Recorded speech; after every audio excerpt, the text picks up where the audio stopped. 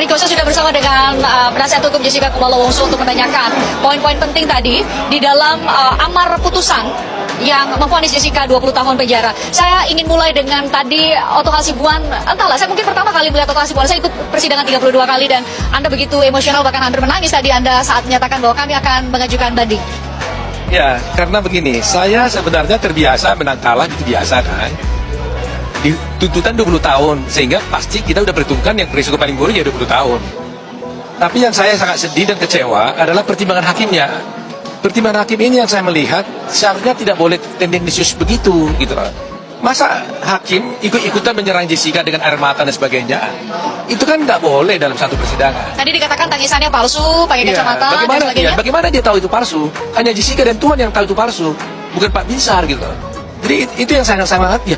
Kenapa kelihatannya jadi Pak Binsar ini seperti Pak Jaksa ikut-ikutan jadi menaruh kebencian kelihatannya ya Pak. Ini dugaan saya ya. Sama-sama ada rasa kebenciannya secara pribadi dengan Jessica dan juga terhadap kami gitu.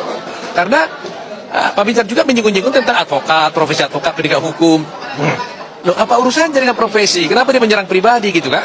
Nah, kedua, yang saya aneh, dia tadi katakan, kalau saya tidak keliru ya, tidak semestinya advokat itu, penasihat hukum terdakwa ini menyatakan lagi terdakwa Jessica ini bukan pelaku, dia bilang. Mestinya kami hanya pertimbangan yang lain-lain aja.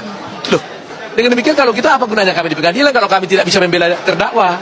Ya Kalau kan? saya ingat tadi, mestinya penasihat hukum Jessica Kumala Wongso menghadirkan keterangan bagaimana Jessica secara emosional di tahun 2015 waktu itu ketika itu dikatakan Pak Binsar bahwa seharusnya juga penasihat hukum memberikan gambaran bagaimana situasi emosional secara objektif Jessica pada tahun 2015 itu yang dikatakan tadi Pak Binsar. Ya, tapi ditambahkan dan tidak perlu menyatakan lagi bahwa terdakwa ini adalah sebagai pelaku kan? Kalau salah begitu kan gitu. Nah, kalau kami tidak boleh mengatakan bahwa terdakwa ini sebagai pelaku, lantas kami hadir di sana untuk apa? Ya kan? Kami tentunya kan membela klien kami kan gitu. Dan kami membela kan tidak sembarangan. Kami kan mengajukan bukti-bukti. Nah, yang saya tidak puasnya itu adalah pertimbangan hakimnya ini. Cobalah, bukti B4 nggak pernah dipersoalkan. Padahal itu masterpiece daripada persoalan ini. Ya kan? Selama ini kan selalu dituduh begini.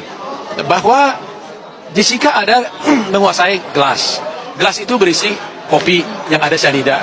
Lantas diminum Mirna mati. Kalau bukan Mirna, kalau bukan Jessica yang melakukan, siapa lagi? Kan ini selalu didengung-dengungkan.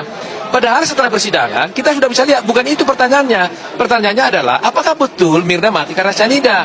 Kenapa ada pertanyaan begitu? Karena ternyata berdasarkan bukti yang diadukan jaksa, bahwa ternyata di dalam tubuh Mirna tidak ada cyanida.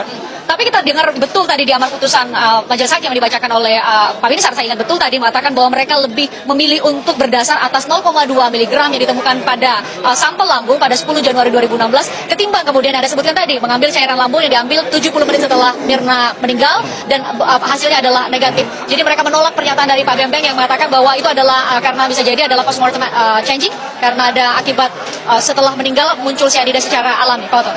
Ya, oke, dia bisa menolak Bembeng, oke, boleh-boleh saja. Tetapi kan ada bukti Laprim Polri yang mengatakan B1, BB1, BB2 sampai BB7. Nah, sekarang kenapa dia hanya memilih BB2 dan BB5, sedangkan BB4 dia nggak singgung sama sekali? Kan nggak boleh begitu dong. Dia harus pertimbangkan. Kalau dia tidak setuju dengan BB4, dia bilang nggak setuju, alasannya apa? Jadi setiap dia menolak sesuatu hal harus ada punya alasan. Jadi nggak boleh kami memilih ini aja, nggak boleh begitu. Kalau begitu saya semua orang bisa jadi hakim, ya kan? Tapi harus dia bilang BB4 juga nggak dipertimbangkan, alasannya seperti ini. Nah, sama sekali BB4 nggak dipertimbangkan. Kenapa? Karena kalau dipertimbangkan BB4, pasti Jessica harus dibebaskan. Kenapa? BB4 ini adalah hasil pemeriksaan laboratorium Laprim Polri yang menyatakan di dalam tubuh Mirna tidak ada cyanida, ya kan? Itu menjadi persoalan. Lantas hakim berpertidian begini. Kami beri keyakinan katanya bahwa cyanida itu ada, bahwa yang membuat matinya Mirna itu adalah cyanida. Alasannya dia adalah karena di dalam kopi itu, di dalam gelas itu ada cyanida. Loh, apa urusannya cyanida di dalam kopi? Mau 1 ton, mau 5 gram, mau 50 gram di dalam kopi nggak ada urusannya. Kalau tidak ada itu di dalam tubuh Mirna, ya kan? Ya di dalam kopi ada cyanida, oke, fine. Tapi di dalam tubuh Mirna kan nggak ada gitu. Nah itu yang harus dibuktikan. Nah tapi dia mengatakan matinya korban karena cyanida, karena ada cyanida di kopi dan diminum Mirna. Sekarang kita lihat kalau diminum kopi bersianida ada nggak di dalam perutnya Mirna? Mestinya ada loh. Nah ternyata nggak ada. Lantas bagaimana hakim menjelaskan ini? Kan ini menjadi persoalan. Jadi semua ahli patologi menyatakan kami tidak peduli apa yang ada di dalam gelas. Kami peduli apa yang dalam tubuh Mirna.